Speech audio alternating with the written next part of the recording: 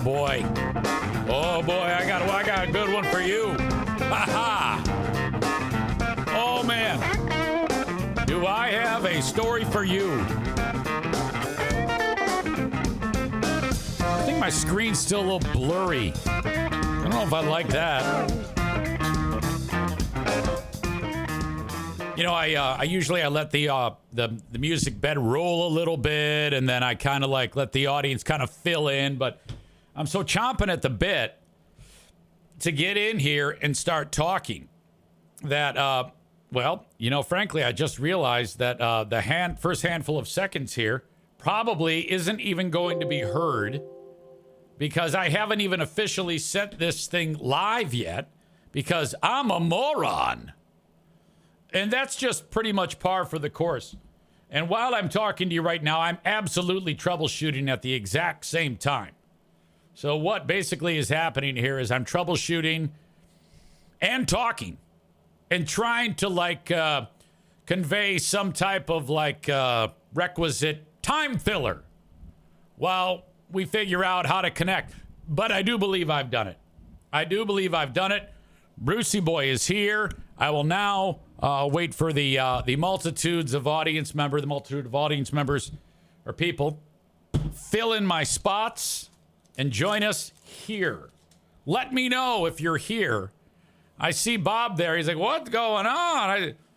Let me know if this sounds okay, if it looks okay. I think it is. I'm not 100% sure on this, but I'm hopeful that it's fine. God. So, okay. You're like, what the hell happened, Easy? Everything was going just fine. You won't believe my day. Okay, so let's just back up for a little bit and talk about this. When I last left you, I had told you that the radio station had some gremlins in the system and I wasn't able to do the radio show. Okay, we just figure it out, you know. And then 10 a.m., start the podcast. Podcast goes off without a hitch. I do my little troubleshooting in between Act 1 and Act 2. Come back, do the back half of the podcast. All good. I'm sitting down here, and one of the engineering people, this Anthony the Brain, says, EZ, can you go ahead and unplug your modem? And it's a device that is affectionately known as the egg, because it's kind of shaped that way. No need to bog you down with the specifics of this. Just know that this is what's needed to make that a whole rigmarole with the radio station go. All right. Well, I unplug it. And then I plug it all back in. And all of a sudden, I don't have internet. So then I'm like, what in the world just happened? So right away, I realized that I don't have internet, and I don't have anything to fix it. Now, right now, I do. We'll get to that. So that's a big one, because you know it's the nerve center for what I do. If I don't have the internet, I'm out of work, and I don't like that type of frustration, and you're just wondering what the hell's going on. So that was a little weird. So then, Aram says, it started when Maureen derailed the podcast with Lake House story. By the way, you know who's going to beat your ass over that one? Your sister. And she should. What were you doing? You just can't, just, hey guys, I got a boat, and I got a lake, and I got Adirondack chairs, and I got a rake, and I've got trees, and oh boy, I've got a dock. And Terry, him and I make sweet love underneath the juniper tree, which that tree, a little bit about the juniper tree, I don't know if you know this, but the juniper was supposed to be called the Jupiter tree. But the person who named it was illiterate, so they wrote it as a juniper tree. Well, there I was with Terry making sweet love, and lo and behold, we decided to buy the property.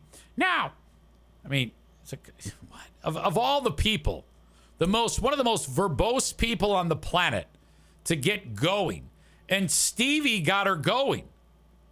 Stevie's like, oh, hi. Ain't no laws when you're drinking claws. Tell me more, Maureen. Well, okay, Stevie, I'll tell you more. And I was like, oh, fuck, shut the fuck up, you two. God. Amy says, to be fair, I was encouraging Maureen with questions so you can blame me too. Yeah, I will. I didn't know that. So I'm glad you threw yourself on the sword. Shut up. God. I've explained it before. It's like I'm at a comedy show. Let's say I'm a stand-up and I'm on stage. You're in the front row having a conversation while it's so rude. It is. I mean, if you're going to talk about what's going on what I'm talking about, by all means. But what the hell, man? I count on you guys. You know, sometimes I'll get done with something that I'm not quite sure if it landed or not, or I look to see the usual suspects if they can interject something that's fun to add another layer to the story. And typically, the usual suspects will drop a funny joke or something like that will happen. And I thought I had you all trained to kind of like avoid these in-depth goddamn conversations about shit amongst yourselves. And why would you do that to me? That is, you're actually knifing me.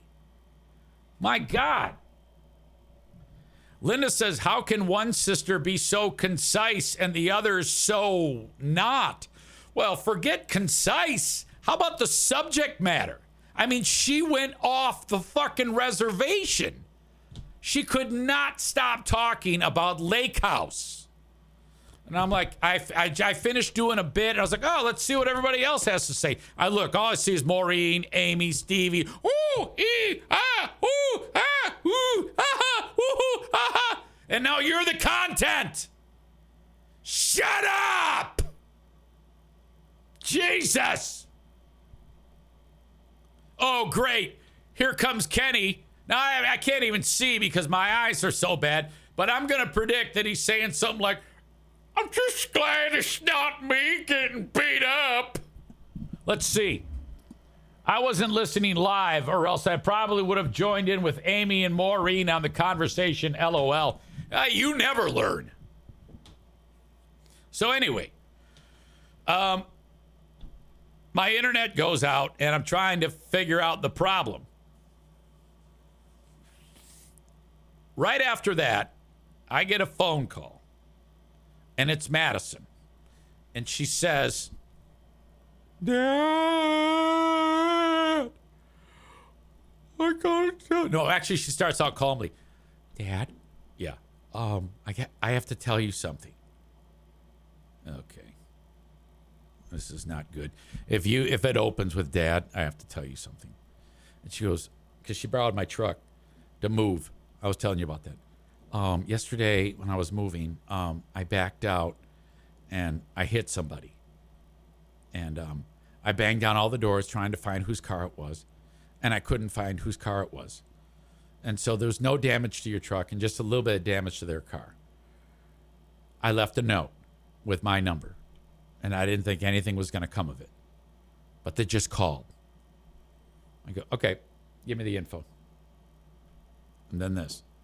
Are you mad at me? And I'm like, we have got to transition out of that at some point. I often heap praise on women. And not all women do this. But that right there is horse shit. Okay? And I go, look, I don't know, man. It's going to be fine. This is why we have insurance. Just give me the information. I'll take care of it. Because it's in my name. So I'm in the process of doing that. But it's just that she's more concerned about, I know, but are you mad? Are you mad? And I don't dare say, well, I'm not happy. But at the same time, I'm not going to give her a lecture. I'm not going to, well, what the fuck good is that going to do? Honestly, this is why you have insurance, for these things to happen. And I'm not going to throw stones. I've done it too. So I just go, well, just give me his info and I'll take care of it. And it's taken care of. Problem solved. Later on, I call her again and I said, hey, it's fine. You did I said, next time, just let me know.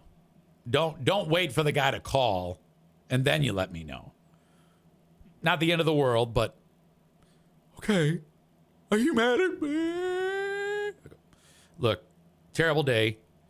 Everything's fine. Hang up. Then I sent her a text and I said, to be fair, or I said, honestly, I'm very happy that you left a note. So that is very, very good. Ultimately, that is the most important thing. Thank you for leaving a note. So we're good. Problem solved. At that point, I was on my way to Meijer to get a goddamn dongle. One of these, I bought two. One I took out of the box because I honestly thought I was doing my podcast today through my phone, my Patreon, through my phone. And that's old school. I did the podcast. I did all of my podcasting with an iPhone for the first year, maybe a year and a half. But I'm leaving a key part out. In there also, this is in the first half hour after the end of that first podcast. I get a call, and I have a loved one that is dying. And I know you're like, whoa, oh my God, you're burying the lead. I know. But I figured I'm just giving you a sense of how three things kind of just walloped me. And I'm in a bit of a weird spot because this is a family member that is intensely private. And so I can't really say much because I'm already, the people who are involved in this, I have some unbelievable family issues with. And I've not talked about it because the podcast has something to do with it. And I know I'm behind a paywall right now, but I'm still not comfortable talking about it. And there's a lot of details for why that is, but a very close relative of mine, probably no one that you will guess, is going to die. And I got that news today. So that's three big things in half an hour. And you're probably like, oh my God, Eric, how are you podcasting? This is all very shocking to us and to you, I'm sure. But, and I doubt I'll ever say anything about it, about why I'm able to do this podcast right now and kind of like peel back the layers of what is going on here. Because it's not my call. I'm normally very, very upfront about all of these things, and it's not my dad. It's no one you know. No one you know at all. Of my family, I have some members of the family that are like, we do not want you ever to talk about us on this podcast. Okay, so I obviously will respect that. So, but one of the people involved in this very intensely private group of my family, one of the people in the family is going to die in moments or days. I don't know, hours. That's all I know. So that is huge. So I'm planning on doing the podcast with my phone. And then I get a note, or Anthony the Brain reaches out to me. He goes, let's try this. We forgot to try this. Instead of utilizing the egg, we want you to just run your Xfinity directly into your computer. Can you try that for us? So I got back from Meijer, where I was buying these lightning fucking plug things, and to go from my setup into my phone. And I came home and I did that. I went right from Xfinity into the computer. And lo and behold, boom, lights up like a goddamn traffic light. And I'm in business. So then I quickly went and posted the audio podcast, available the way I always do every day. And then prepared to get my act together and do the show here. So here I am. That's all happened to me. Holy fuck. That was a lot. Honestly, I wish I could talk more about this one thing going on, but there is no fucking way. No fucking way in hell. But just, ooh, God, really, really strange. All right. Thank you, Megan. Says, sorry, Stevie. Hugs. Kenny, I appreciate that, all you guys. Aram says, it has been a while since there was vehicle damage in the Zane house. Linda says, tell her to remember your maturity in handling this the next time and complains when you're trying to help her. Linda, you make a great point. You know, and I'm not going to say that today because she's of the ilk that she's probably young people today do not have any ability to like handle anything. Okay? Typically, they can only handle so much in a 24-hour period of time. And I think right now that she is chock full of what she can handle. So if I spring anything more onto her, she's probably going to have a heart attack. Okay? Typically, with young people, if at this point in time, let's say you take the same variables, bumped into a car, and you had to tell your dad, okay, that probably in her psyche, she's pegged. She's at red line, okay? She can take nothing more. And if you drop anything else on a person 23 years old or younger, they either immediately change their gender or they throw themselves out of a skyscraper or they sign up to be trafficked or some other shit or become a prostitute. Young people today are so fucking soft, it's horrible. And I don't know who to blame for that. And I don't even know if it's a parent's fault or if it's society's fault. Because, not all my kids are the same. Jim is kind of like very secretive and a handful in his own way.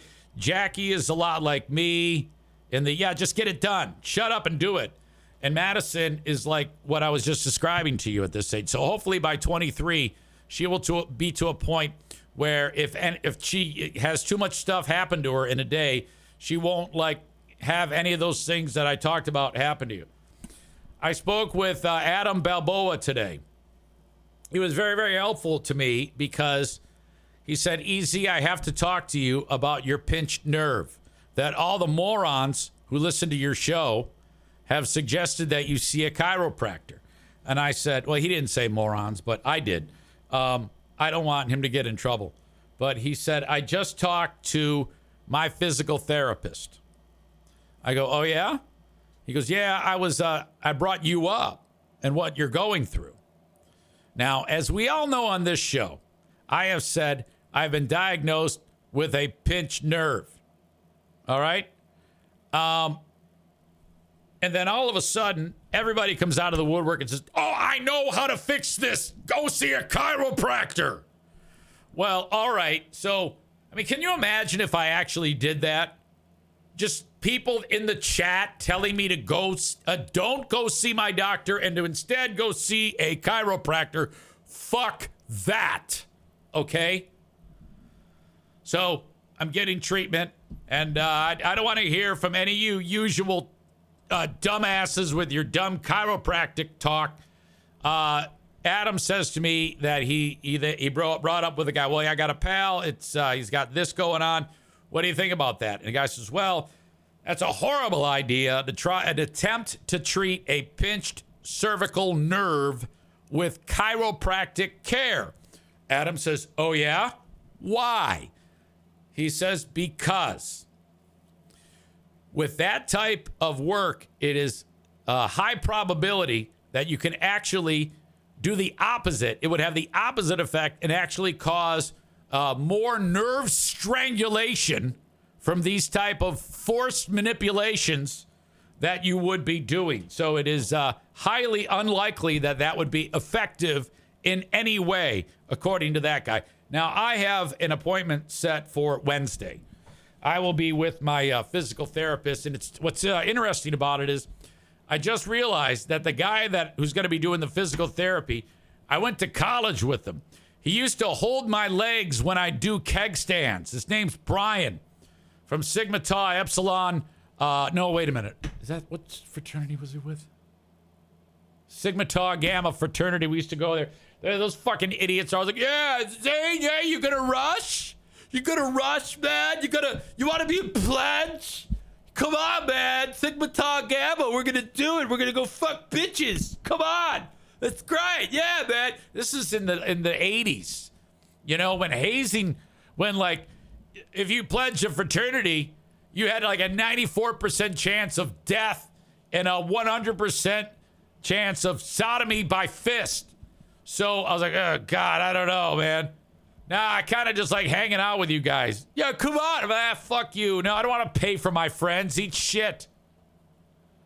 Some folks love fraternities and sororities. Like, my Madison is in a sorority. It's like the greatest thing that's ever happened to her, I guess. I don't know. Amy says, what? Amy says, Megan, just an FYI, you are on your work account, it looks like. I know you want to be on your personal account sometimes, so she's looking out for you. Jeremy says, hell, Drew Lane talks about this all the time. When he does cop came. Jeremy, god damn it. I don't know what the fuck that even means. 99% of the time, kids call their parents when they get arrested. Oh, I get it now. Time to act like an adult, for crying out loud. I see you're illustrator. You're talking about my point about how soft kids are and how, Jesus Christ, you're not kidding. Kids nowadays, they're just so soft. And I don't know. Did we do something wrong in raising these kids? All right. Now, I had a number of stories. Cop cams. Still don't even know what cop cams are.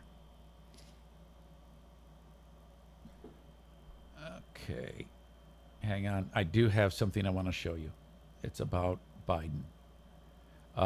Biden spoke at a graduation. Now, you won't believe this. Biden, his quote for everybody, to all the graduates, it wasn't like Hunter Kemper, or whatever the fuck his name is, Harrison Butker. Hunter Kemper is a friend of mine. What the fuck is wrong with me?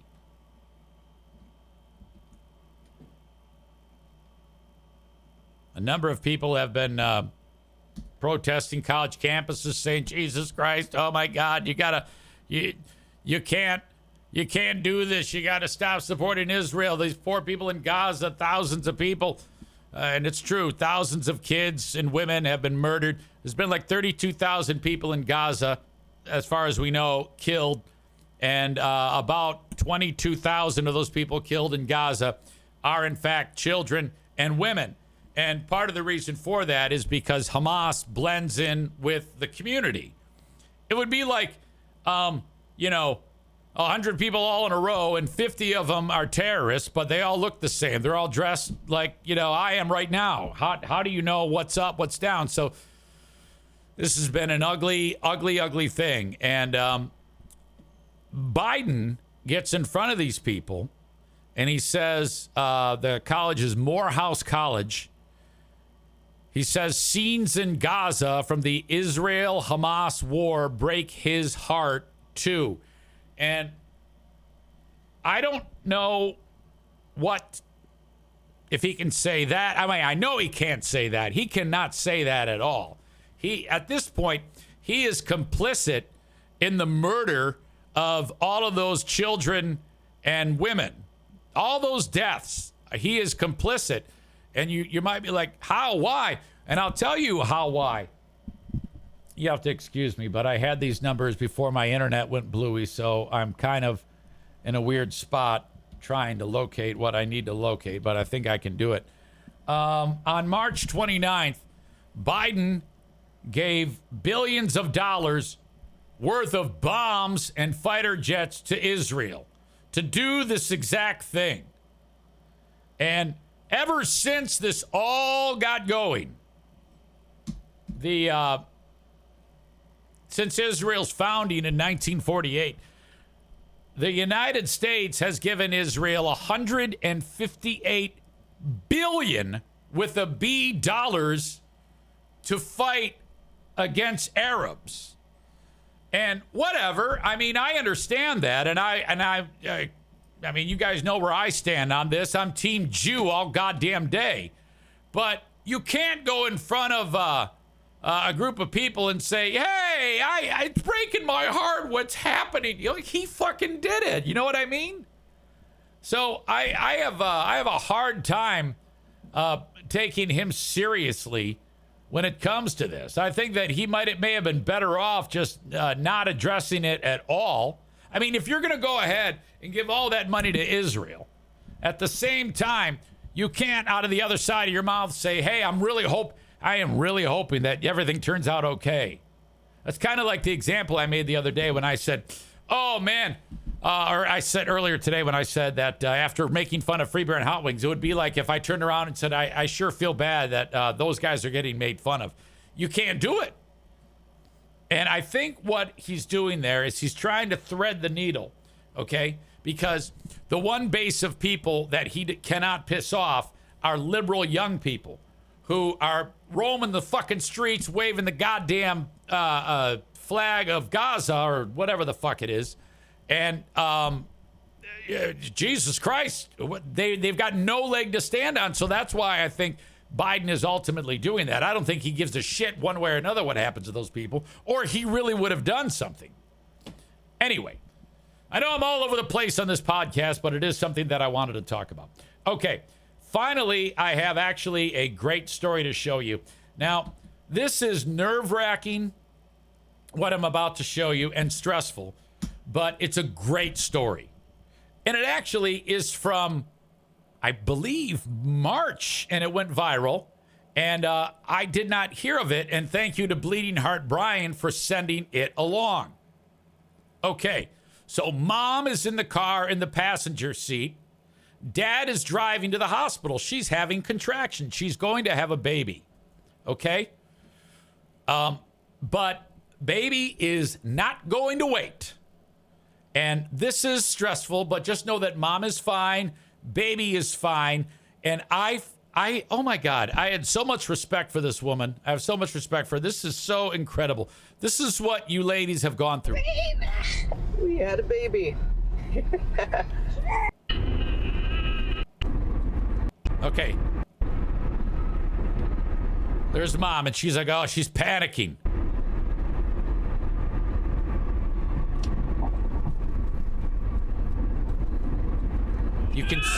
You can see her contractions through her shirt. This is going to get loud and obnoxious. This is her yelling. They don't have much time before the baby's coming out. I love how he preemptively puts the towel down on the seat. Oh, babe. Oh, babe. Oh, babe. Oh, the water broke. The water broke. The water broke. The water broke. It sounds like Kenny when I yell at him. Oh my God! Oh my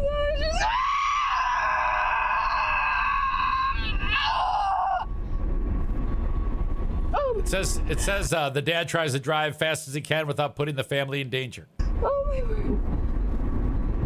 Oh my God! Oh, it hurts. Okay, so those contractions are separated by about 20 seconds. Okay. Something that could have been like when she went to bed, 40 minutes, let's just sleep through the night. It's so bad! Okay, so right now she's at 10.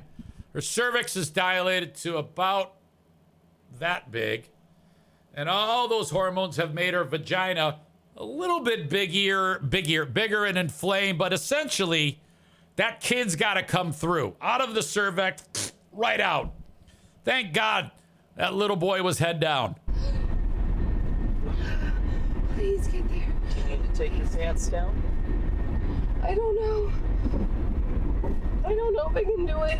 I can't. Oh my gosh, it's coming out. It's coming out. It's coming out. The head is out. Alright, you wanna put Ah! Get the seatbelt. Get the seatbelt. She goes, get the seatbelt. there's the seat. It's out.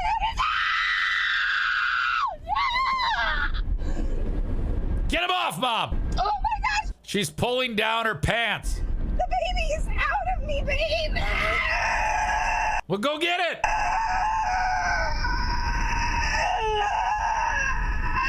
Can you imagine the relief? It's out. Ow. Alright, do you want me to stop? Or do you want me to keep going? She says, keep going. How about Dad? Very calm. Alright. We had a baby. Oh. Hello. Oh, hello, baby. Hey. It's a boy. Hello, Look fella. at that. Oh. My man. My man. It's gotta be suction. Oh, honey. It's gotta be suction. It's crying, babe. It's He's not breathing just breathing. fine. Alright? He's not. Atta girl. Atta girl. Atta girl. I love this woman so much. Breathing. If he's crying, he's breathing.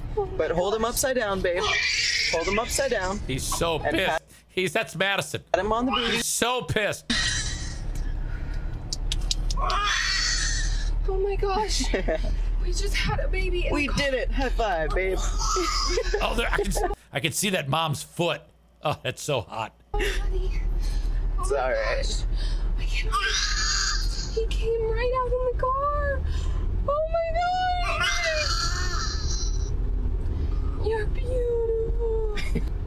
What do I do? I don't know what to do. Love him. Oh, I love him so much. He's beautiful. He's beautiful. So I wonder if we still have to pay for using birth center. I don't know what to do. You wrap him up. Get towels. Okay. I thought that was like one of the most intense things I've ever seen in my entire life. Holy shit. 10-pound baby in the car. Amanda says, God, he looks like he's 18 months old. Sarah says, that seat's gonna need cleaning. Oh, I would so sniff it. I'd put my face right in there. Linda says, boy, the ER staff is going to be surprised. Who was filming? What do you mean, who's filming? Did you really ask who's filming? Okay. If we're getting the vantage from... Let's put all the clues together and see if together we can figure out who's filming. We've got a view from the driver's seat on the mom. Dad is driving. I wonder where that's coming from. It's not like the guy driving the car can hold on to the steering wheel and then the phone with the other hand. Who the fuck do you think is filming? What a horrible question. Who's filming? That's kind of like, where'd you get the pizza box? Who gives a fuck who's filming? Of course it's the dad.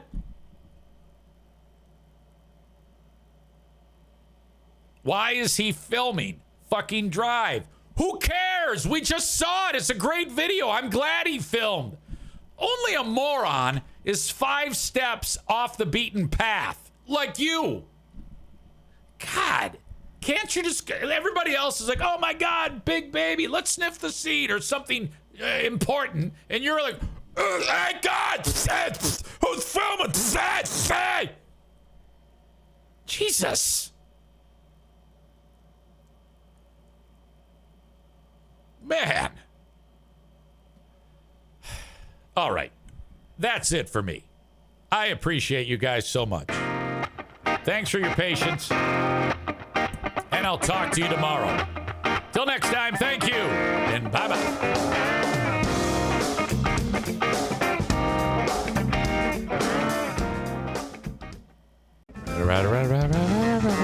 Hello.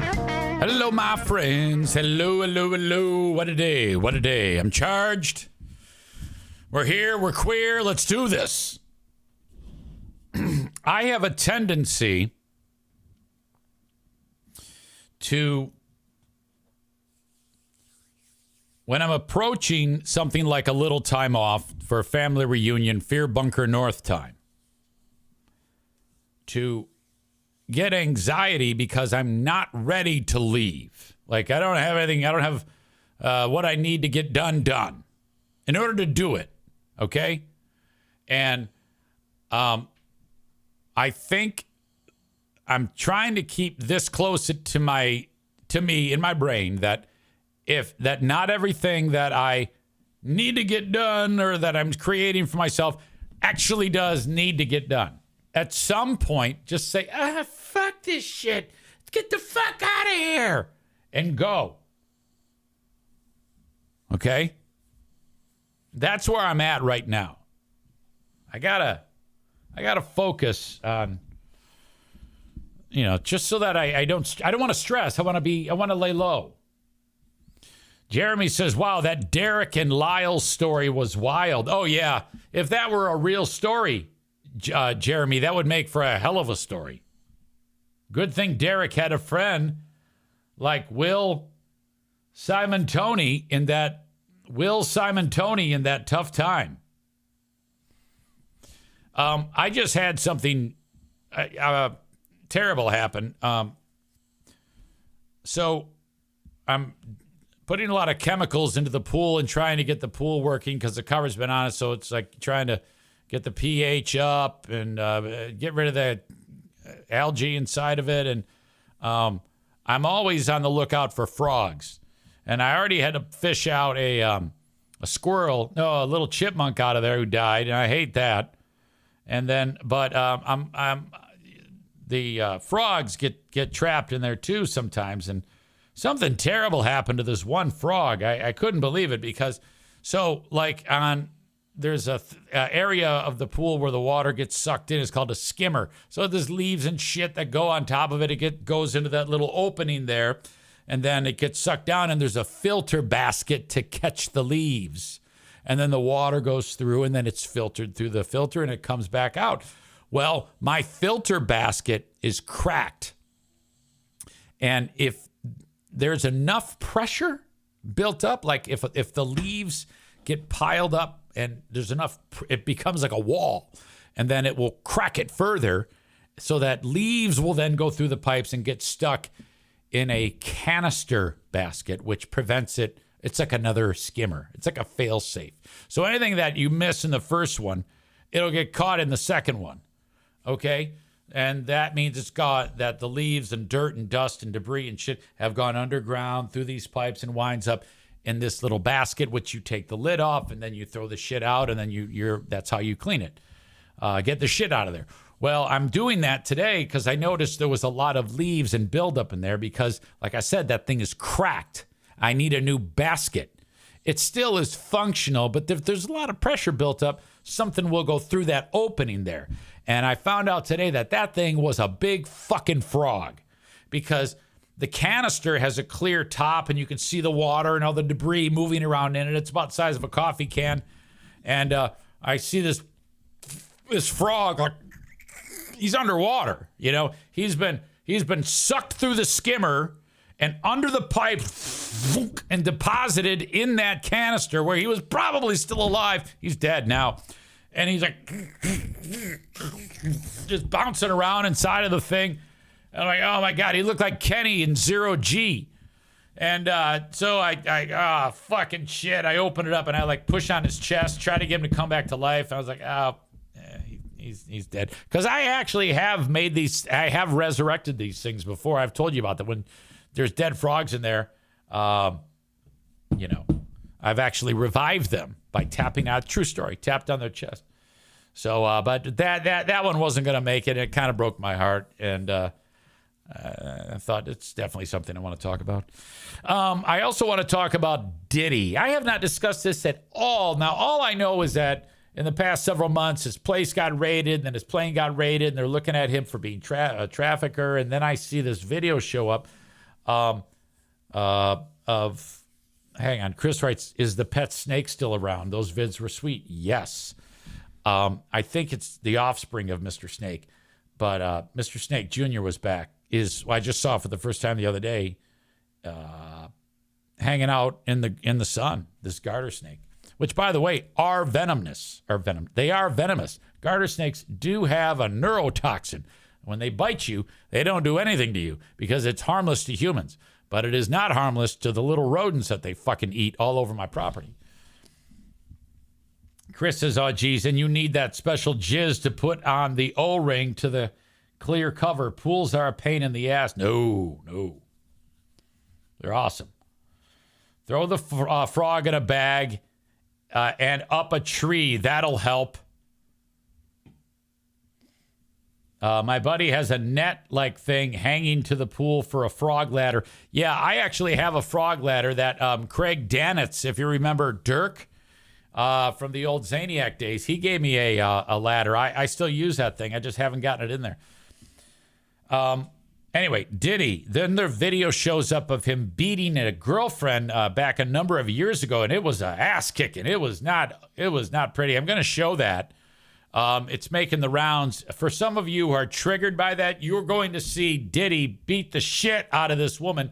He was traipsing through a hotel room with a towel around his waist, and then he just beat up this chick that he was dating.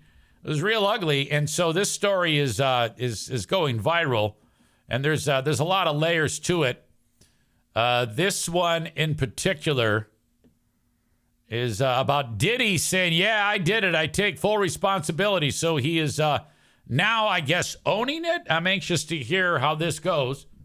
But I just want to warn you, if any of you don't like this type of scenes, you are going to see him strike her and violently throw her. So I'm giving you fair warnings. You can either look away or not be part of this.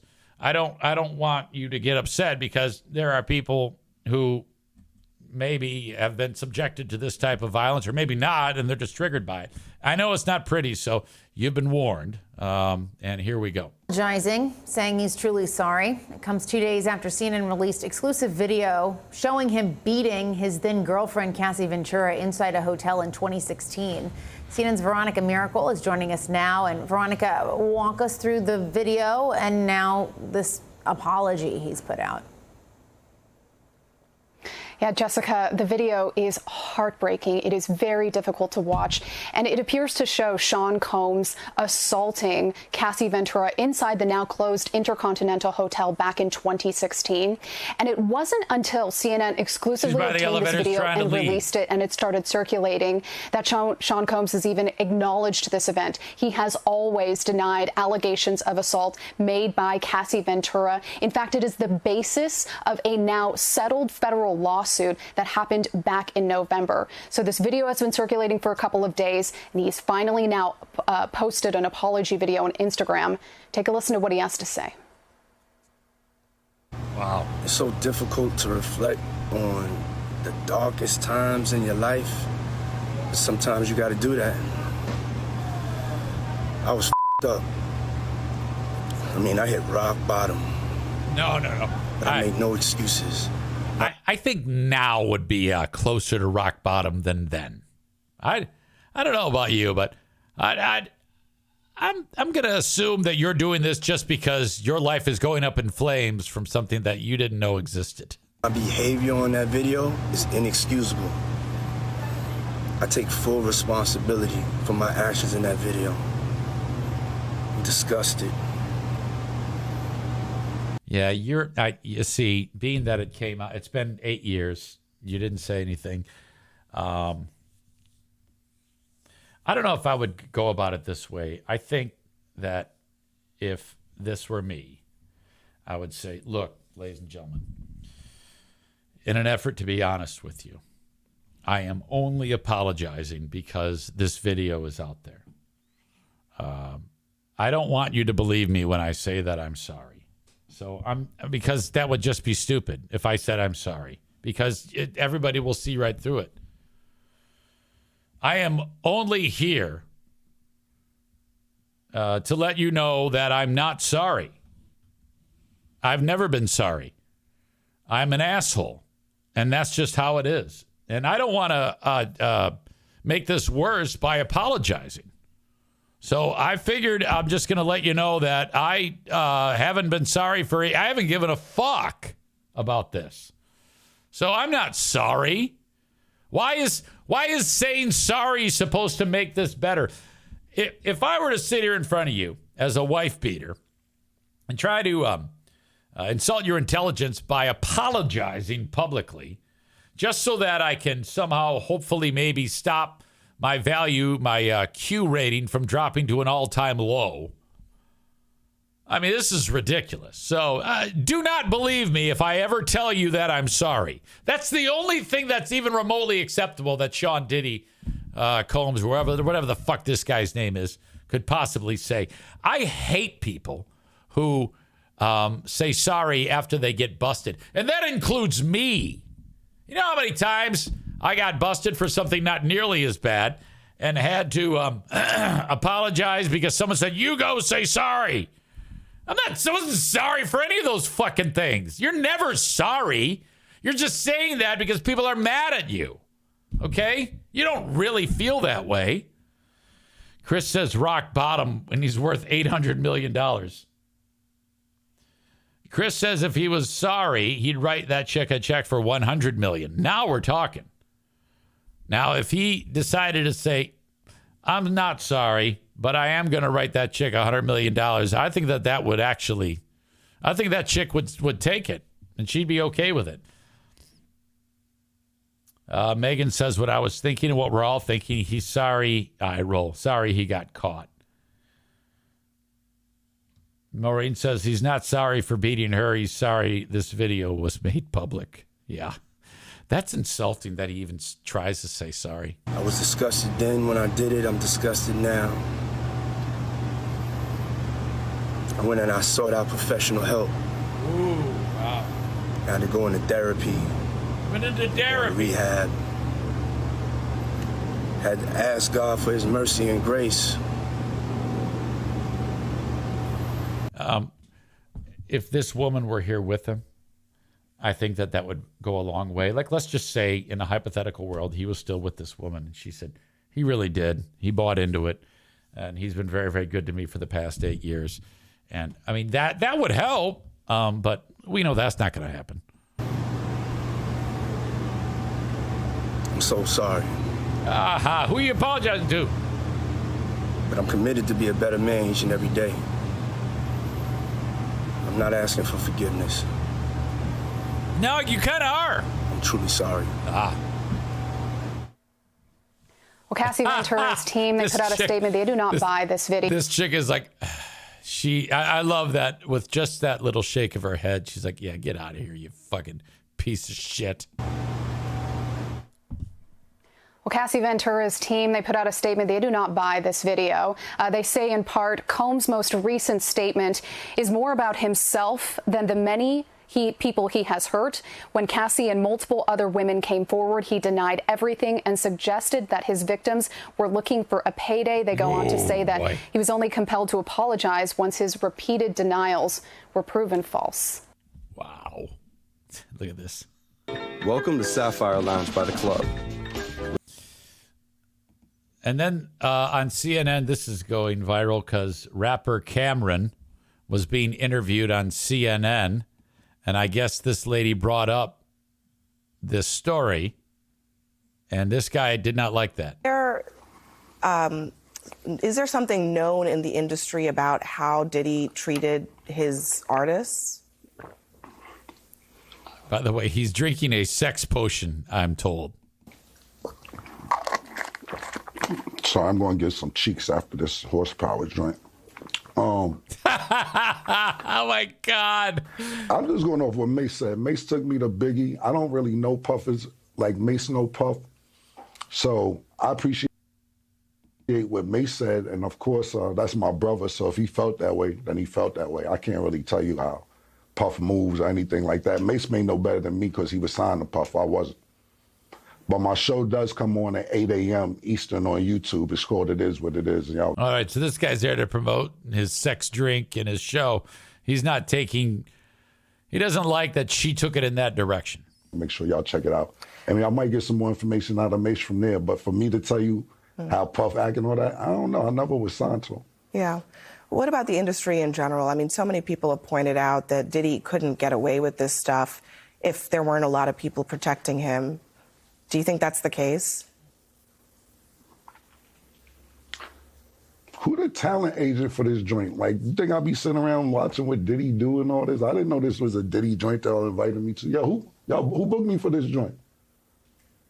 All right. Wow, and I don't be sitting around watching Diddy and all that. Yeah, thanks. Man, come on, man. Thanks for joining us. Thank you for your time tonight. Yeah. Thank you for having me. You enjoy. Oh, my God, this poor dude. All he wants to do is promote his shit, and this chick's talking about Diddy.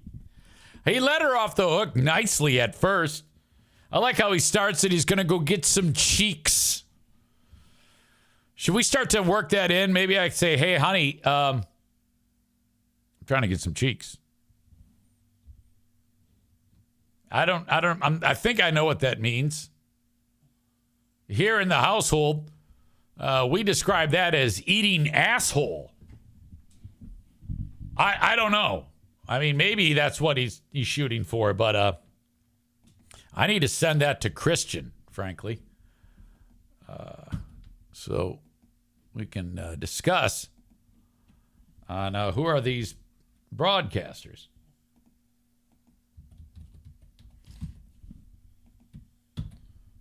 Then perhaps we will work it in. That show starts at 2 p.m. Eastern time. Patrick was there last week. I saw him commenting as usual. Thank you. Very fun. Always love that. We need more of you checking out who are these broadcasters. All right. Let's see. There's that. There's that. Oh, my God. You are going to love this story. Holy shit. Oh, my God. Bear with me. I've kind of hit a... Okay, I thought I lost it, but I haven't. Okay, thank God.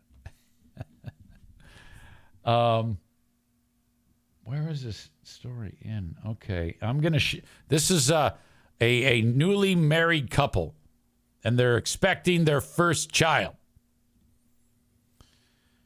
And the guy is 26. He looks like he's got his act together. He's great shape. Very handsome man, I think. And this is one of these love knows no age type stories. Okay? First of all, some comments about Diddy. Patrick says he's disgusting. I hope he gets what's coming. Jeremy says, quote, I was disgusted then. When, Sean? After the third punch? The second kick? What exactly were you disgusted with back then? Megan says, that was the worst noise. I hate him. When the guy was drinking the energy drink. Bob says he's just all about equality for women, equality, equal rights and lefts.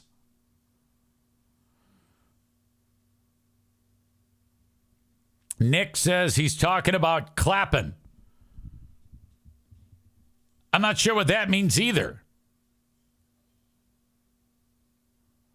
Chris says I should have him on sometime. He seems cool. Christian is awesome. He would be a great guest on the show. I never thought of it. It's like two separate worlds to me. Okay, so this 26-year-old dude is expecting a child, and the mommy, his wife, I think they're married. If not, she's having his baby. Here you go. She's 63. So this young, fresh-faced gentleman is married to someone. Oh my God! It looks like Keith Richards with a wig. I mean, you have to work to get your face to be that wrinkly. You know how there's like a movement to kind of like for women to not go and subject themselves to Botox because it kind of takes away their natural beauty. I'm a big proponent of that, with there being exceptions.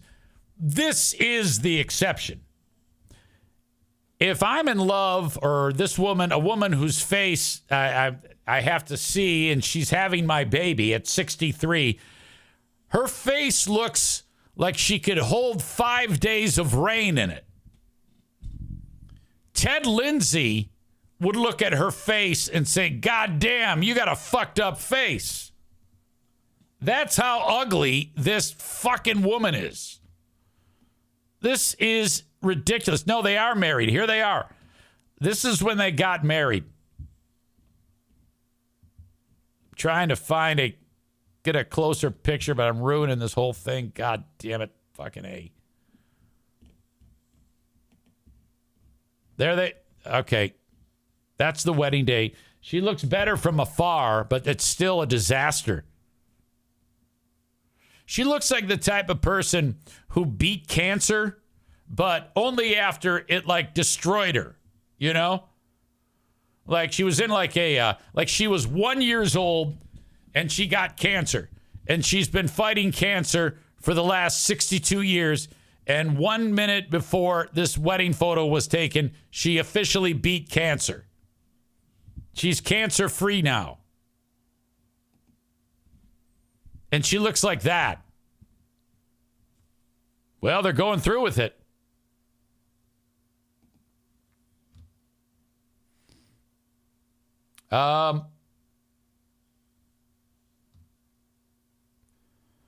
Rob says, I missed it. What question did the CNN lady ask him? Well, she was just talking too much about Diddy, and the guy got pissed off. Kenny says, how can a 63-year-old even have a baby? Bob says it looks methed up. Rob says, I mean, when they don't have teeth, you can't tell if you're if you're a face party or the real thing. Megan says, oh, damn, you just spoiled your own story. Maureen says, oh, surrogacy. I don't know about that. I don't know if it's surrogacy. And I don't know how I spoiled my own story. They first met, and the guy's name, her name is Cheryl McCann. She already has 18 grandkids.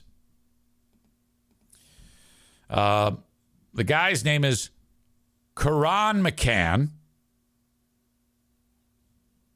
They first met when Karan was only 15. They both worked at the Dairy Queen. While they have said there were no romantic feelings or interactions then, they eventually hit it off when they met again at a gas station by chance. She's probably there to get a bunch of scratch-off lottery tickets. The 23-year-old at the time, after weeks of spending time together, Karan confessed his feelings. They began a relationship in April of 21. They got married in September.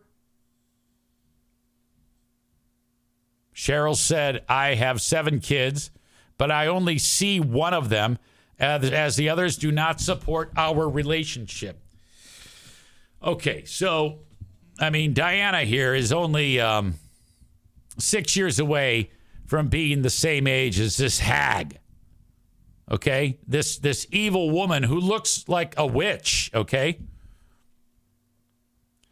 And if I were to croak and Diana was engaged to a person who's younger than all my kids, yeah, I would hope that they fucking kick his ass. Maybe. I don't know. Maybe he's great. Maybe he's packing a huge hammer. Maybe he's wealthy. These are all things. Cheryl says it's very hurtful that she can't see the kids. And it says now the couple have announced they had found a surrogate and are adding a baby of their own to their family. So Maureen did say surrogate. So did we have is that the spoilage that took place there? Is that what I'm seeing? Maureen said it said it in the story. Wait a minute. So you read the story and then you tipped everybody off? Is that what it is? Or did you see it on the screen while I was showing it? I'm curious. Because I really want it to be, you got to be honest, I really want it to be that you had known this story and you were like telling everybody before I was getting to that part of the story. You got to confess. Just waiting. Let me know. Let me know in the comments. Okay. She says, well, you put it up for us to see. Okay, good. That's okay. If you saw it, then you saw it. I mean, no, you are good. But I thought you like read it the day before. I was like, hey, everybody, guess what? I was like, there's no way Maureen would do that. She's been down that road. So them finding a surrogate, it's unfortunate to me that this, so now this child has to be welcomed into this world with this type of nonsense to deal with. She even recorded a TikTok, I guess, lip syncing some goddamn song. Because everybody's giving her shit about having a baby.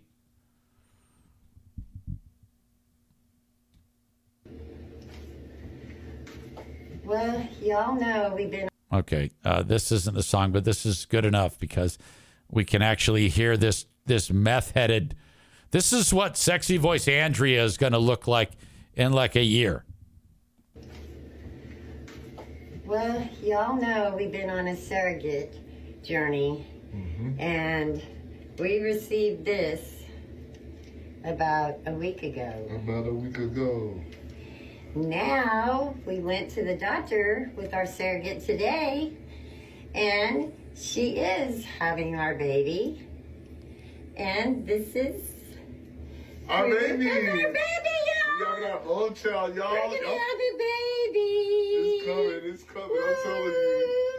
Oh, baby. Oh, baby. Oh, baby. Woo. I'm going to throw up. It's coming, y'all, soon. We're so excited, y'all. Woo. I can't wait. We finally get to start our love family. Like, yes, our love child. Oh, I'm so happy. I'm going to be a father. We got a family finally. Wow.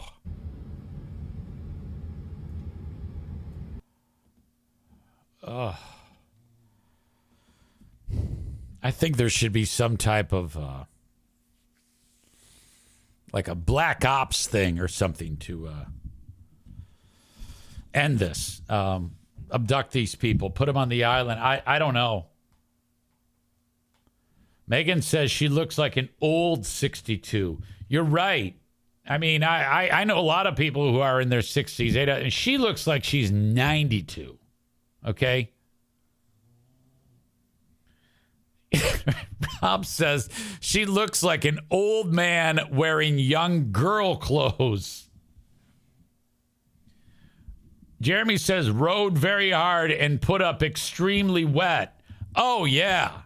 It's like when you have those old canvas tents and then you're camping and it rains all night on the tent and you just want to bug out in the morning. So you roll up the tent and tie it and you throw it in the trunk and you drive home and then you forget to take it out of the trunk for like 10 months and it's hot in there and you open it up and it's just infested with AIDS.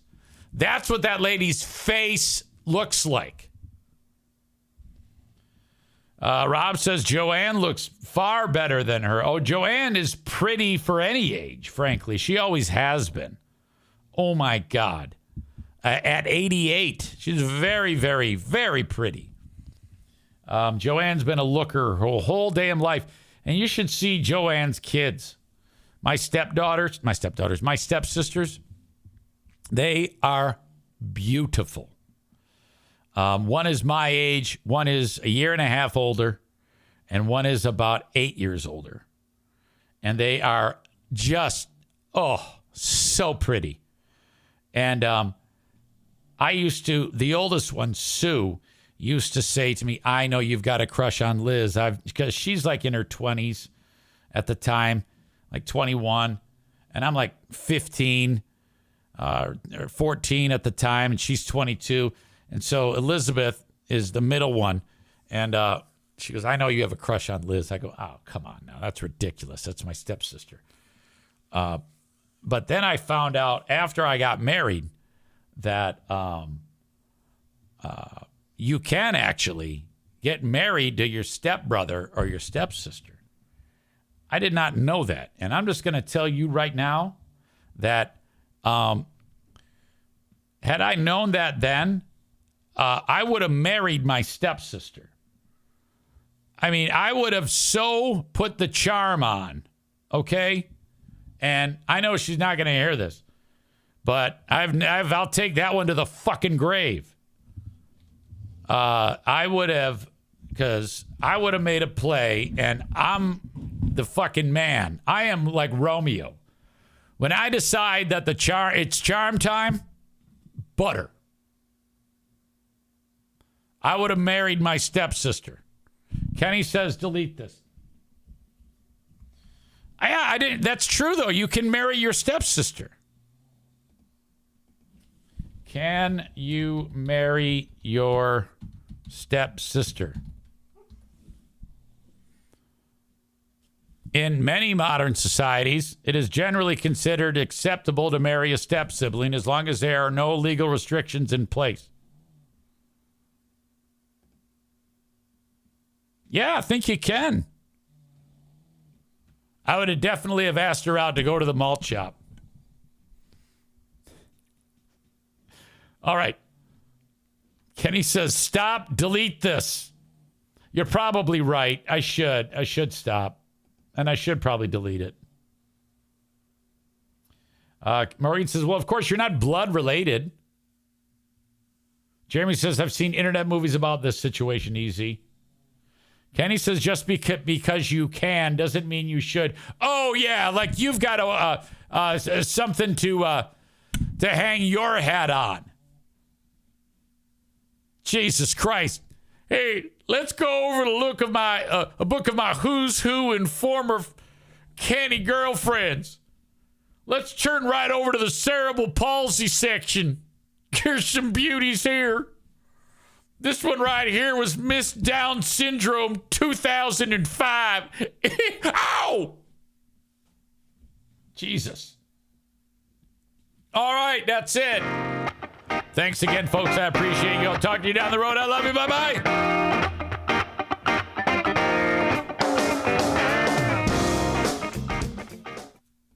Ah, yes, it's time. Welcome to all of you. Thank you so much for being here on the Patreon bonus podcast. Resisted the urge to pig out. Still fat as shit. But I made it through lunchtime without eating leftover Boscadillas. I bring food home every night that I work at Bosco's. Doug's like, you got to take some food with you. Make yourself something to eat. I go, all right. He won't let me leave otherwise. So I say to Pooh Bear, I go, what do you want? Doug wants me to bring food home. And she takes it to lunch. I try not to eat it. I didn't eat it today. Didn't eat it last night. Brought home a Boscadilla. That's a quesadilla with steak in it. Oh, fucking great. Didn't have a bit of it. Brought home some more food yesterday. Didn't have a bit of it. Went with the smoothie today. I'm just trying to get through this. Kate is amazing is here. It says, am I actually in the right place for once? I think that's a newcomer, ladies and gentlemen. So please make the lovely, talented Kate feel at home.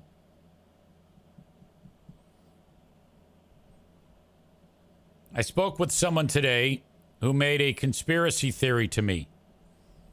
I'm just reminded of it right now by Kenny being here. I had an audience member come up to me, reach out to me and say, I think you're fucking with us. And I said, what's up? Well, I'm not much of a conspiracy theorist, but my conspiracy theory is that Kenny is in on the take. You and him are working in cahoots with the dynamic between you. I go, explain, expand. Ford versus Ferrari. Expand.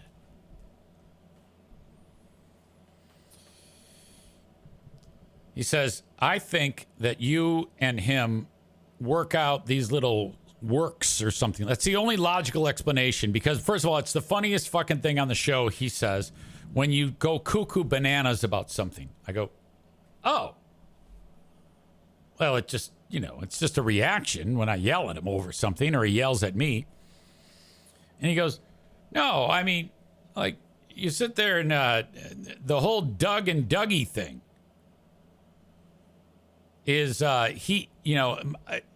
because no one in the right mind would take that type of a beating and still come back for more. It's got to be pre-planned. It's like pro wrestling.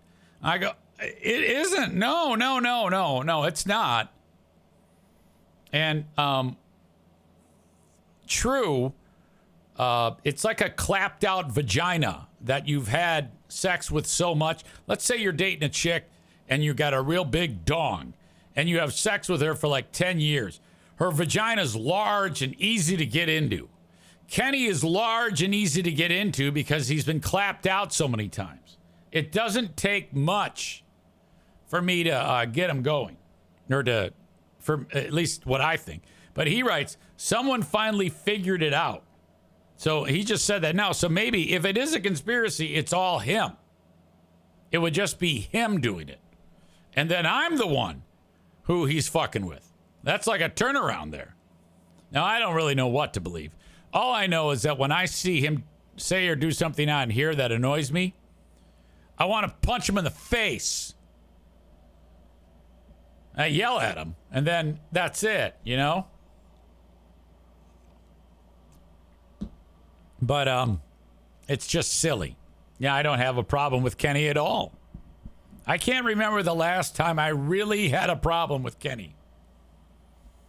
Dare I say months, and he's the greatest. He is the greatest foil that has ever foiled. Megan says, now, wouldn't that be funny? Kenny has been messing with you this whole time. It would. It would. If he likes to rattle my cage, that means he's become an expert at it because I would not have been detecting it in any way, shape, or form. Now, maybe it was a conspiracy theory in his mind, but I was not privy to it. So, no, the idea of me getting together with Kenny and saying, hey, Kenny, I want you to do this so I can bust your balls. I'm going to yell at you. I mean, I don't have enough ability to pull that off, nor do I have the time to work those types of things out. We don't have that type of chemistry. But I do know this. This I do know. I have heard from enough people that the exchanges between us are, in fact, funny. Now, you do run a potential when you have this type of dynamic that people might feel bad for him, and that does happen. I'm sure it has happened from time to time, where people are like, okay, you're beating him up too much. You got to be careful. You can go hard-ish, but if you keep going hard-ish, it becomes super hard, and then it's like, fuck.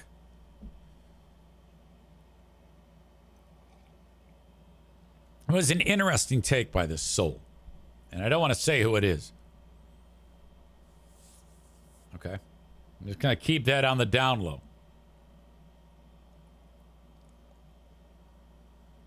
Jeremy writes, how can you and Kenny work on something together when Kenny doesn't even know what work is? Oh, okay. You see, that's when you get into trouble, because it's one thing for me to beat up Kenny on the show, but he's liable to fucking bust a spring if anybody in the chat goes after him. He has been known to want to kick some fucking ass. He's going to ball up that fist and want to boom right in the nose. He adds, I've been around for long. Hey, man, I've been around for longer than most anyone, and I know what gets Eric riled up. That's all.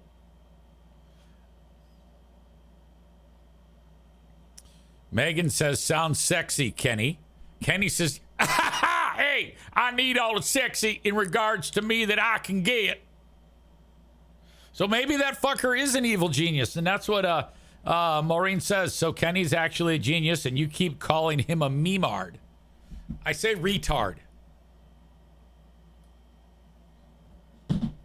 Sure, Maureen, you won't say retard, but you'll say the N-word. My God. All right. Let's focus on this. It's been a couple of weeks since I've checked out the Burn King's hair. I posted this. On my, hey, I'm about to start podcasting little mention there to warn you that this show is starting. Oh, my God. This makes him look like he is not well. That's what this looks like.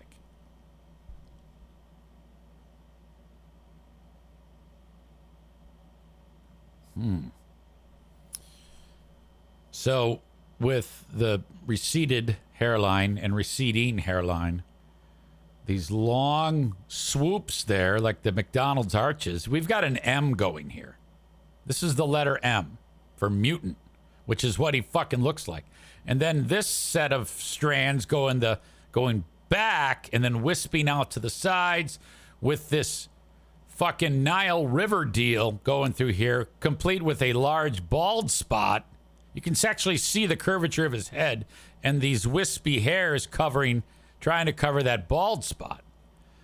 This is what he's trying to look like this. This is sad. This is starting to become like it's, I don't know, guys. This is, Jeremy says, Eric, don't zoom in on it, man. Oh. That is, I can't say that I've ever seen something look so disturbing. You know?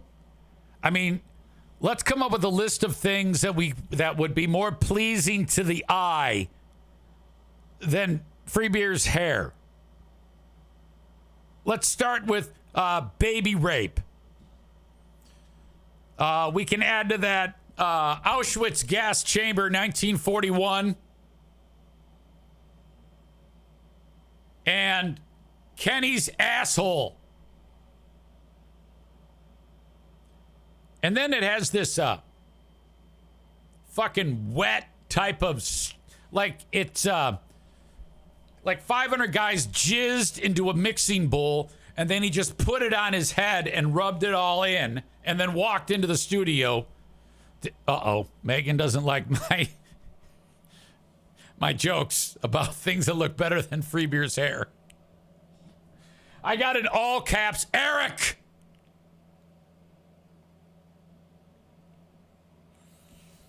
She has this thing. I can feel, I can see the look right now. I can see her looking at me. She's like, she'll tilt her pretty head. And she'll kind of like beat her eyes a little bit, like, and with a nod, just put her chin down a little bit, looking at me like, oh, fucking shit. And then Jeremy adds, why is his forehead so shiny? And that's the lights don't help. It's a large forehead. Chris says his wife must be telling him it looks good. It's got goo in it. I don't think he's met with a professional about what to do with the hair. And I think that if he, for example, when I went to King's Room Barbershop and had the picture of Sandra Bullock's dead boyfriend, I said, dude, I want my hair to look like this dead guy and/or Anderson Cooper. What do I need to do? Okay, first of all, we got to cut it. Second of all, you got to train it. Third of all, do what I do when I style it. Okay, go, boom. Now, it's incredible. It's the greatest it's the greatest head of hair that has ever existed. Without a doubt. Even on a bad day, it looks fantastic. He needs to see a professional. That's what he needs to do. You know, every time you turn around, fucking Freebeer is talking about, oh, I'm helping myself. I'm going to therapy. I'm trying to help myself because I'm going to therapy. Let's talk therapy. That's all this show is. Yeah, you should fucking go to see a professional for your fucking hair. Because I need therapy from seeing it. Oh, what a pile of shit. Stevie says he's got plenty of money. He should get plugs. He absolutely should get plugs or cut it. Look up receding hairline best haircuts. It's fantastic. Simple. Look at that. Oh my God, it's so bad. Receding hairline best haircut. For male images. Let's look at all these guys. See what they have to offer. There's a million directions you could go. Pick one. He can pull this off. Look at that. It looks fine. I don't know about this one. This one, maybe. I don't know. A lot of these guys, though, aren't showing nearly as much forehead. Look at this handsome devil. This guy is happening. That is great. Well done, gentlemen. But this is just fucking terrible.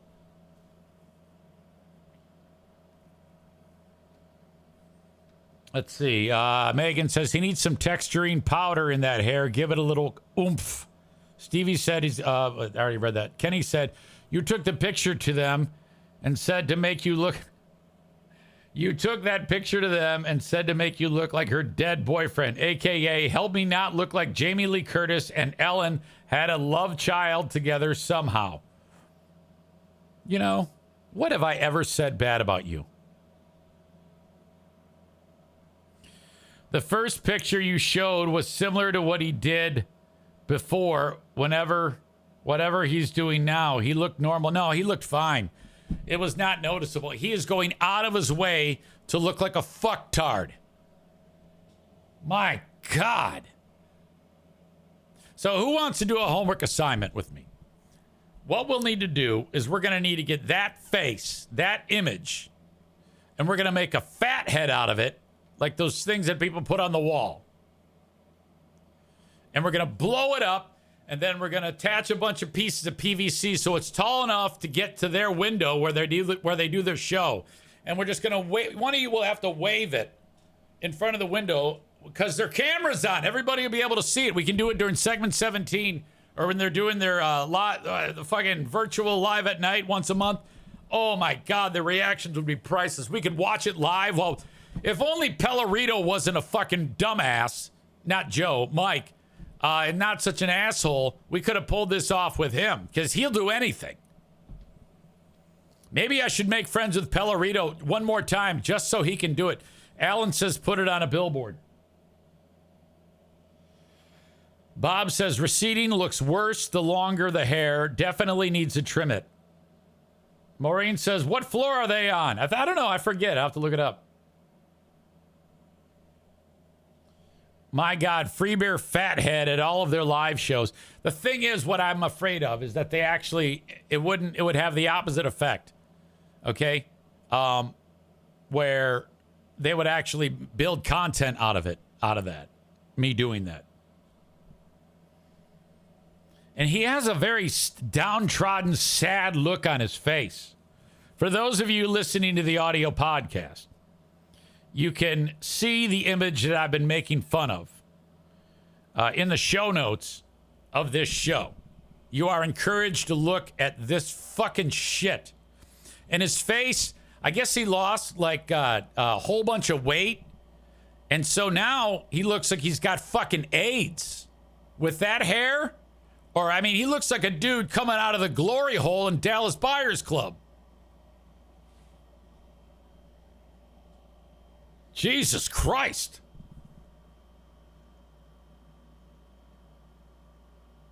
I have something else I want to share with you. I was talking about this guy yesterday.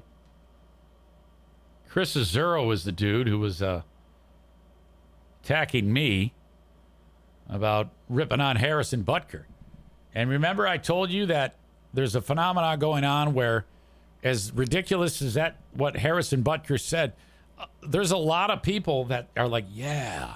And we live in a great day and an age right now where a fucking twat like Butker can do that. And then people like this guy here will then say, yeah, I want the world to know. I mean, if you're a guy who wants women in the kitchen and you think gay people are evil and you say terrible things about bigoted remarks about gay people and transgender people and you refer to COVID as a fiasco, it's okay to think those, to agree with Harrison Butker, but it's probably not the best thing to go, yeah, finally, man, someone's telling chicks to get in the kitchen. And fucking A, man, degenerates, goddamn sinful motherfuckers, these damn gays and fucking COVID fiasco. Holy shit. Yeah, I don't know. It was a goddamn pandemic that killed millions of people, including my mother. Jesus Christ. Why do you want to announce that you stand with Harrison Butker? This dude, I mean, it's one thing for Harrison Butker to say it. All right? But now this guy is willing to fall on the sword for Harrison Butker. His Facebook profile has behind his stupid fucking face, it says, I stand with Harrison Butker, and then something Catholic. You can't, I had to screenshot this because you can't look at the image anymore. I think he finally wisened up that he looks like a goddamn twat. Who dies on that hill? Why would you do that? I posted that. I screenshot. I don't even know who this guy is. He's just some dude that showed up. He saw my post and said, you're a fucking idiot, man. Bitches in the kitchen. Oh.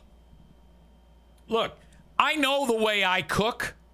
I don't want anybody in my kitchen because there's no one better in my kitchen than me. I would never want anyone in my kitchen. If I had it my way, Diana would have had to work and I would have been at home. I've said this a million times. The days that I'm home in the chaos of getting kids off to school, while one pukes on the dog and then the other one has one shoe on and no socks, and the cat gets out, and then, oh, by the way, you have to make lunches. That's the fucking shit. I love that. I love that type of war zone. I would have been inclined to do that if Diana had gone into a career that paid her the ridiculously absurd at the time salary that I made for radio, which is no longer existent, but whatever. No, I've made no bones about it. They paid us very handsomely at the time. But Diana did it. But I was like, fuck, I want to do it. But I can't. Oh, well. But if she said, hey, I want to stay home, great. And then she's like, hey, I want to work. I'm like, great, I don't give a fuck. Do whatever you want to do. I don't give a shit. I cannot imagine any guy today, what type of piece of shit wife or browbeaten wife he must be with, who sits there idly by while the man says something as insulting. What does that say about his wife, Harrison Butker?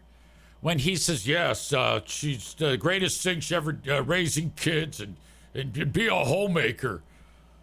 How the fuck is this guy not getting his goddamn throat stomped on by her? Or the husband or the dad. See, Butker's only 28, okay?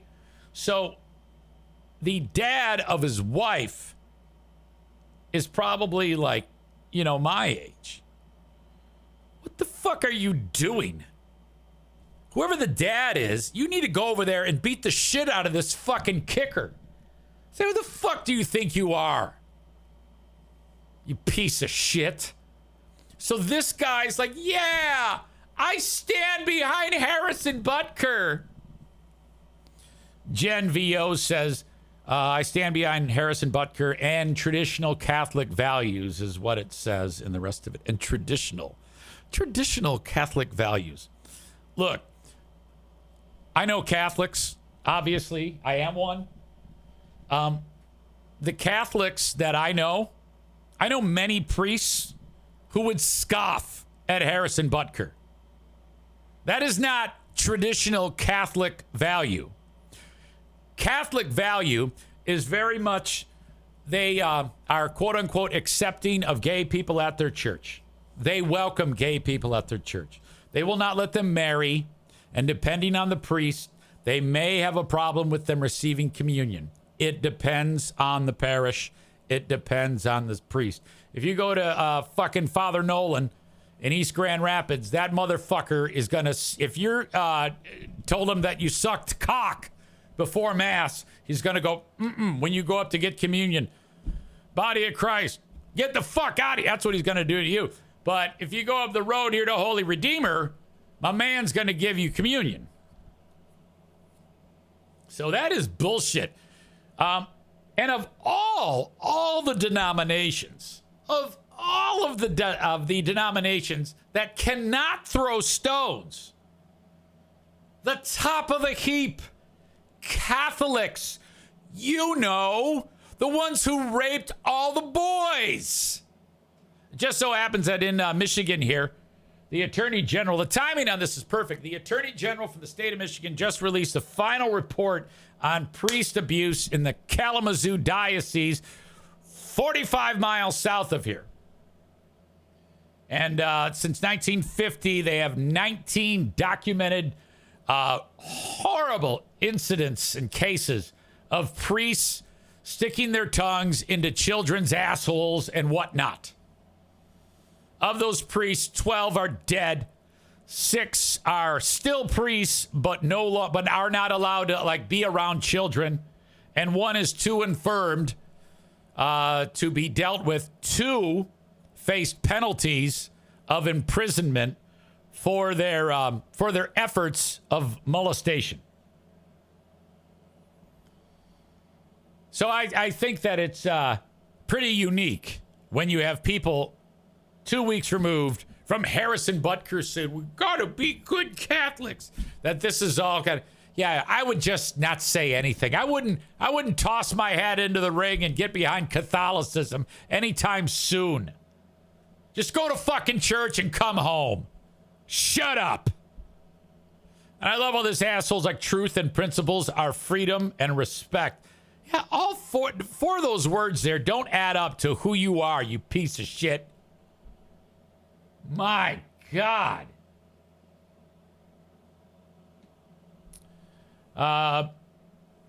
Kenny says, I enjoy making lunches and being home, doing laundry and making dinners and stuff. I always liked that too. I loved raising my kids.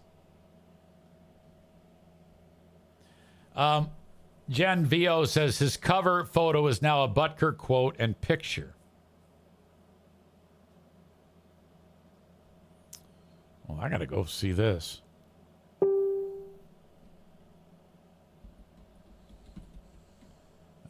CHRISAZZURO.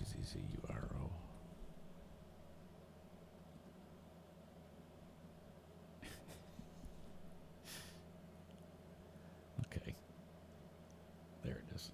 A life without God is not a life at all. Okay. So he really likes this guy.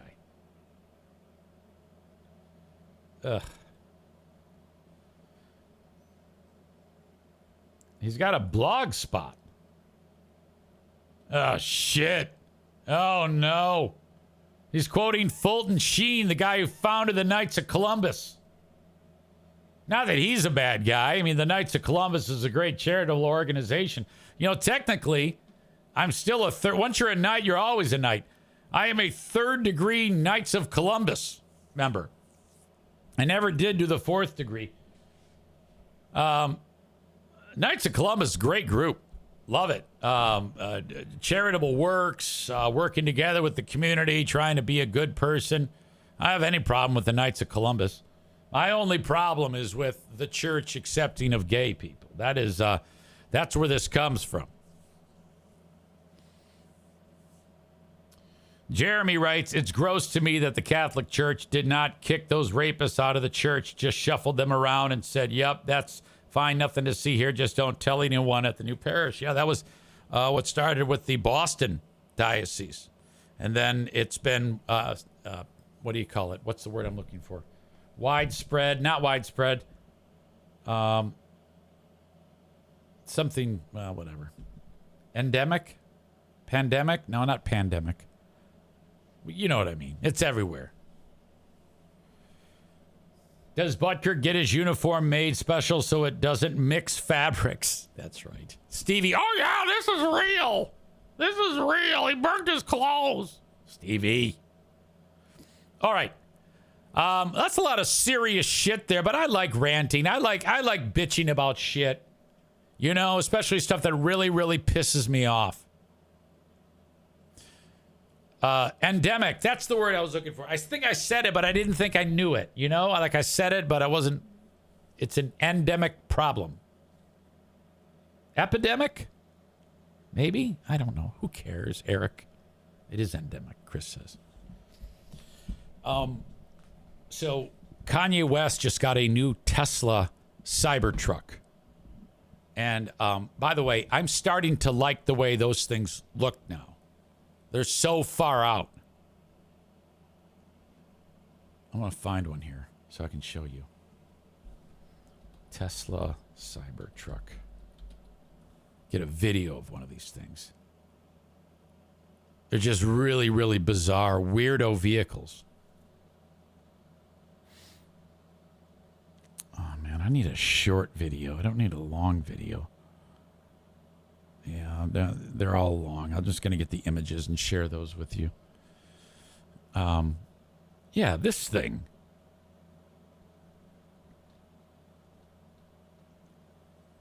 It looks fake. That's made from stainless steel. You know, just so many questions. It's like, are those are headlights there, right? There has to be headlights there. Do those things open up to make the headlights? Where's the bed of the truck? Well, there is a bed there, but it's like this one has a topper on it, and that hatch folds down, and then that topper kind of rolls back like a typical cover on a pickup truck. This is the inside of the vehicle. I wonder if the folks at Irvine's, Megan, would be able to work on a Cybertruck. Look at that. I know Megan has ridden in one of those Ford Lightnings before. They're incredibly quick. You just stomp on it and you're going. This Cybertruck pops up so you can do this kind of like camping thing. Oh, that is so sweet. You can you can even put an ATV in the back. So I don't know how much these cost. There's another pic of the interior. Not too much to this thing, really. It looks like the cockpit of a very stripped down airplane. Large screen there, everything. It seems like there's a lot that could go wrong, but at the same time, there's a lot that can't go wrong. Like, it just looks very basic to me. What the fuck am I there? Okay, why am I bringing all this up? There is a reason why I'm bringing all this up. I swear to God, I'm going somewhere with this. Bob says they are actually not good looking in person. Saw one last week. Oh, I agree with that. This is a... But I'm not, to me, I find it to be anything but boring. Let's be honest. This is all about attention. I've talked with you about this before. If I have the opportunity to get someone's attention for any amount of time, I'm all about it. So if I were in a Cybertruck, that means I'd be getting people looking at me. And that fuels your old pal EZ. Base price, $120,000. No thanks.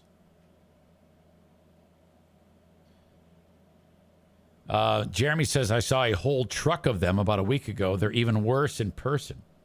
Maureen says, those were so ugly. We saw them in California. Tesla put on the conference my husband went to. Terry.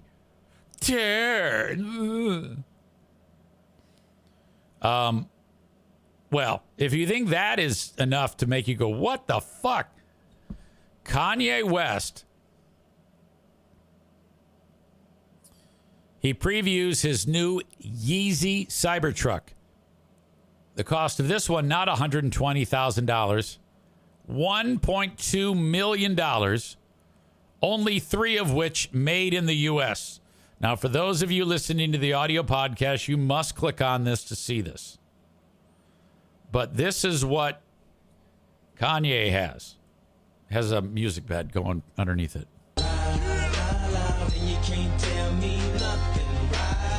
Excuse me, was you saying something? You can't tell me nothing. That's it. For me to even attempt to describe this would be so frustrating. It's, imagine a building shaped like a pyramid with wheels, but you can't see the wheels, so it's rolling, but it's kind of rickety and it's rolling as it rolls forward. It looks a little bit like if people making the float for the local high school, one of the dads of the high schooler kids is pretty good at metal fabrication and welded a fucking thing together to like a couple shopping carts that aren't visible, and they're like pushing it and painted it with like high gloss paint. Can't tell me nothing, right? Excuse me, was you saying something? You can't tell me nothing. So that's a cyber truck, and there's nothing truck about it. It's more like a shape just rolling down the road. Here you go. Hey, hop in my whatever that shape that is. Triangle polyhexa. Oof. What the fuck? A lot of us were thinking the same thing. Maureen says it just looks like a box rolling down the road.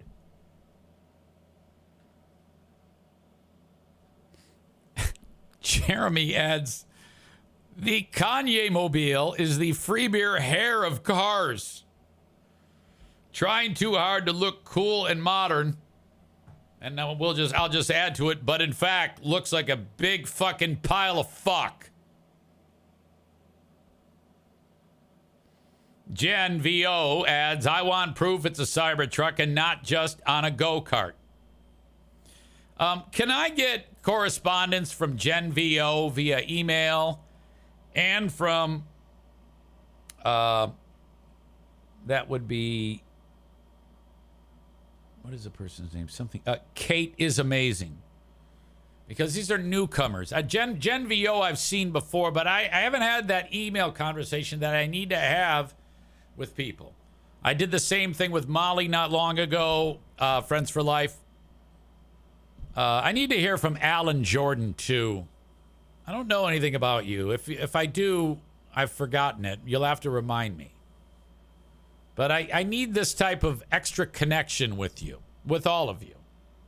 Everyone else, there is an extra oomph. There's another layer to it. And I need to be able to really kind of have something so we can like mind meld. Patreon is a very select fraternity / sorority. And of the 228 currently, I like to be very, very much in tune with who is joining us in the chat. You don't have to. It's just a homework assignment. If you ever feel hey, I wonder what I might as well send him an email. This is who I am. This is where I am. This is how I heard of you. This is what I do. This is if I interacted with you at one point in time. I love that shit. I wish I had more of it from people. Okay, now. The podcast week concludes right now. You will get material on Patreon tomorrow, Friday, Monday. Old shows from Free Beer and Hot Wings, something to listen to while I'm away. I have posted, it's scheduled to post, free shows coming up on the free platform too. Alan, I know you. Alan from Tennessee, we've spoken. You've joined us on the live show with the Ben and Eric show. Now I remember. I knew there was something.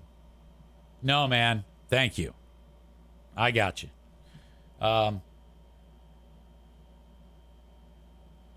Jen VO says that Kate is amazing was also me. Oh, so you're the same person. I get you. Well, still, say hello. That is it, ladies and gentlemen. As always, thank you for being part of the podcast. And I will talk to you Tuesday morning with a fresh show. Thank you. Till next time. Bye-bye.